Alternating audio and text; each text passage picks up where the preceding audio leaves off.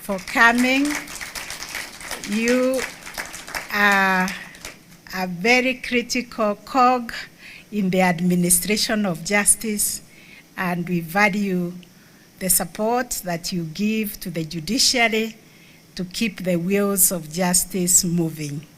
I also want to recognize in a very, very special way our development partners who are present here with us this morning. Please, if you can be upstanding. I know you will have a chance to speak, but I want our chief guest, before he leaves, to see the people who encourage us, who support us, even when the storms are so high. Thank you for honoring us with your presence. Your Excellency, the Deputy President, I want to thank you most sincerely for honoring us with your presence.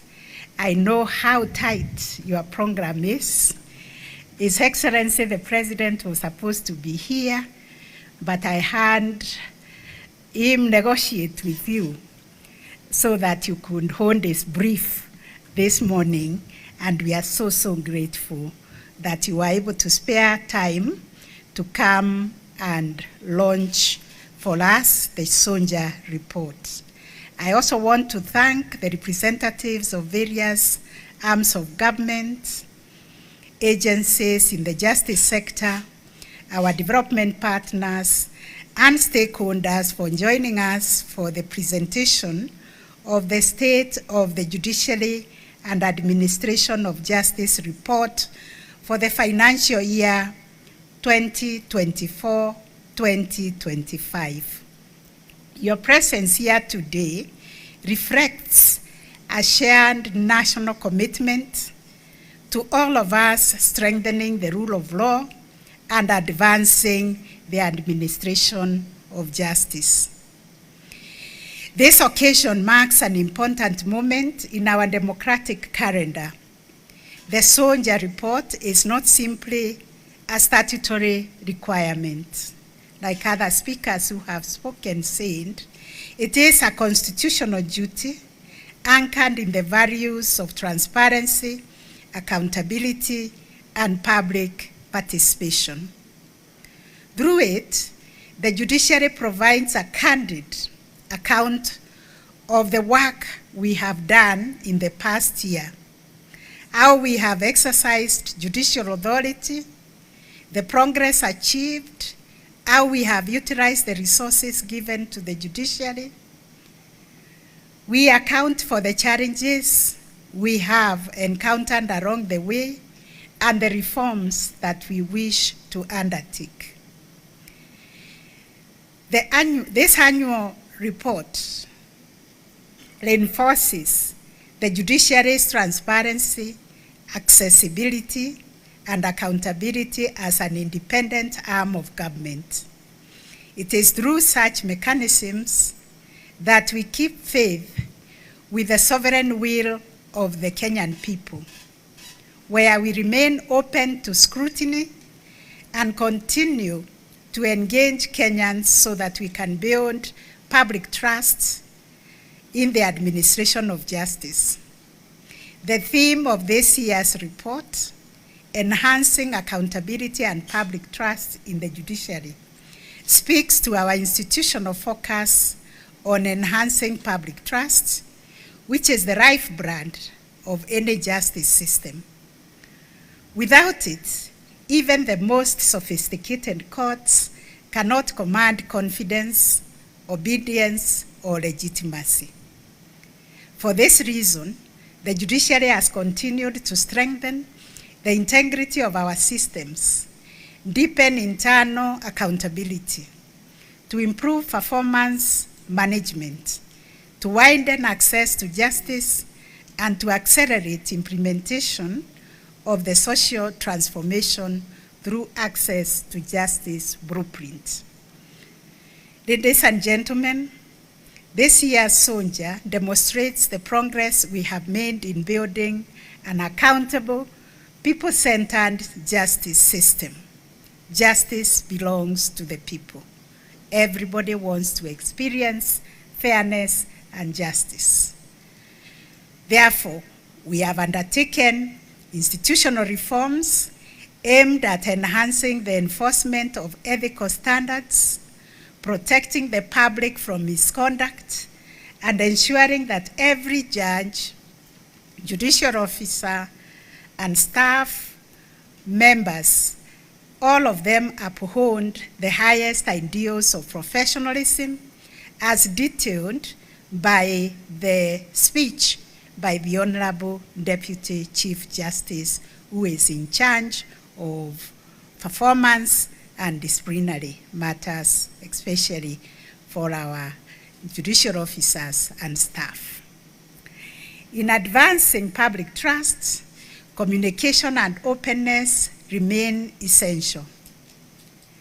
We strengthened the institutional communication through the establishment of the Judiciary Spokesperson's Office, operationalization of the Judiciary Call Center, and held the inaugural Judiciary Dialogue Day, a milestone participatory platform where we invited citizens in all the court stations. We invited partners and stakeholders where they engaged directly with judges, judicial officers, and staff across the court stations in the country. In addition, our court stations held open days, breaking down barriers between the courts and the communities they serve, and enhancing transparency and accountability at the grassroots levels. Your Excellency, the Deputy President, our guests, access to justice also improved significantly during the last financial year through expansion of the judiciary's physical and digital footprint. We continued to grow judicial presence across the country by operationalizing new courts and sub-registries. These include a new Court of Appeal sub-registry in Garissa, bringing the total number of the Court of Appeal sub-registries to 6. We also operationalized 2 High Court stations in Isiolo and Makandara, and 5 additional High Court sub-registries, ensuring the presence of the High Court in all the 47 counties. Please clap for that. We also operationalized 6 new magistrates' courts, bringing the total number of magistrates' courts to 143 in 133 constituencies. We also handed 3 new small claims courts, increasing the number of small claims courts to 40.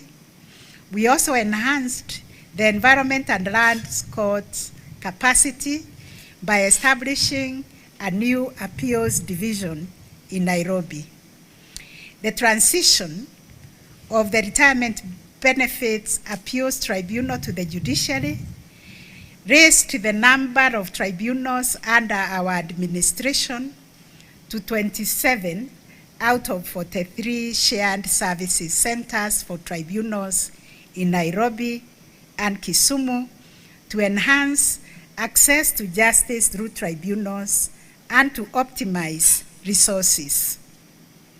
Your Excellency, beyond establishing new courts, we strengthened the reach of justice through mobile courts, where 59 mobile courts were in operation, which brought services to remote areas.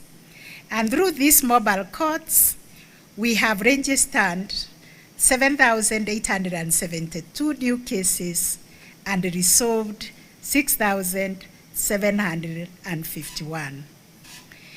The judiciary also expanded the court annex mediation, establishing 14 new court annex mediations registries, bringing the total number of court annex mediation registries to 82 across the country. While alternative justice systems, AJS, county action plans, were launched in 6 additional counties, bringing the total number of counties where the NJS policy is being implemented to 12 at the end of the financial year. These alternative pathways reduce adversarial litigation. They also restore relationships and reduced pressure on the formal court system. Ladies and gentlemen, efficiency remained a hallmark of our court operations in the last financial year, culminating in a historic case clearance rate of 104%, with 621,000 cases filed as compared to 647,000 in the resolved in the same year. Pending cases reduced by 3%, while backlog defined as cases older than 1 year dropped by an impressive 30%, especially at the High Court and the Magistrates Court. An analysis of case filings during the year revealed an 80% overall decline in criminal cases, and the police are very happy with that, and a 58% increase in civil cases compared to previous year. This increase in civil cases was largely driven by the small claims courts, which recorded a staggering 58% increase in case filings, reflecting its success as a transformative engine of access to justice for individuals and small businesses. Through Mahakama Popote initiative, which Your Excellency is our own innovation, you never left this when you practiced, we were able to redistribute 19,000 cases from high-volume courts to stations with lower case loads, resulting in the resolution of 14,000 matters through this initiative, and therefore proving that digital innovation can democratize case management and reduce delays. Digitization has been a major pillar of our reform agenda. We accelerated automation of judicial services through expansion of the case tracking system, adoption of AI-enabled speech-to-text transcription, and enhancement of digital infrastructure to cover 177 court stations and offices nationwide. In addition, we launched the Judiciary Mobile Application, which has enabled us to improve accessibility of our services by enabling litigants to track their cases, obtain updates, and access information in real time, especially obtaining dates and the mentions of their cases. Your Excellency, ladies and gentlemen, human capital remains the backbone of judicial transformation. The judiciary's workforce, as has been mentioned, stands at 6,979 employees, representing 64% of the approved establishment. The increasing number of stations and expanding jurisdictions demands urgent need for additional staffing to sustain improvements in access to justice and maintain high standards of service delivery. Yesterday, we went to Parliament to listen to the State of the Nation address by His Excellency the President. We had to run away, me and the Deputy Chief Justice, because the members of Parliament are reaching out to us to open a court in their constituencies. And we don't have money to open. So we told them to allocate us money, and then we'll be able to hire staff, because they said they can even build the court for us. However, the achievements in increased case clearance rate have been realized in the context of significant financial constraint, as detailed by the Chief Registrar. These financial constraints continue to affect our infrastructure development, our digitization, because our servers now are growing old and because of the overload. If there is anything that keeps me up at night, makes me lose sleep, is to imagine that we are going to lose the gains we have made in digitization. We also need to recruit judges, judicial officers, also for the tribunals, and we need to increase our capacity in terms of training and other operational capacities. In addition to launching the Sonja today, we are also launching or unveiling the Social Transformation Through Access to Justice Blueprint Simple Guide, one which is user-friendly, one which can be a simple companion, and one that distills the core ideas, vision, and priorities of STAJ. We want this to be accessible in this format for public consumption. This guide is designed to demystify our judicial reforms agenda. It's also meant to clarify the judicial transformation journey and empower judges and judicial officers, staff and citizens, our partners, our stakeholders and justice actors understand in a meaningful manner what STAJ is all about, and also to participate in our people-centered justice agenda.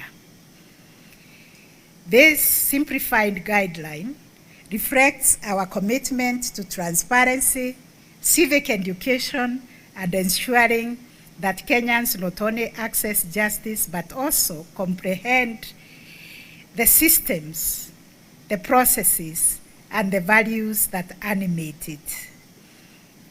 By providing clear explanations of the outcomes, strategies, and priorities that we are pursuing, and the role of each actor in strengthening justice delivery, the guide serves as a practical tool for fostering partnership and accountability in this reform journey in Kenya and beyond. In conclusion, Your Excellency, ladies and gentlemen, the Sonja report affirms that the judiciary continues on a steady path of transformation, becoming more efficient, more transparent, more accessible, more responsive to the needs of the people of Kenya. Our progress is the result of dedication of judges, judicial officers, and staff,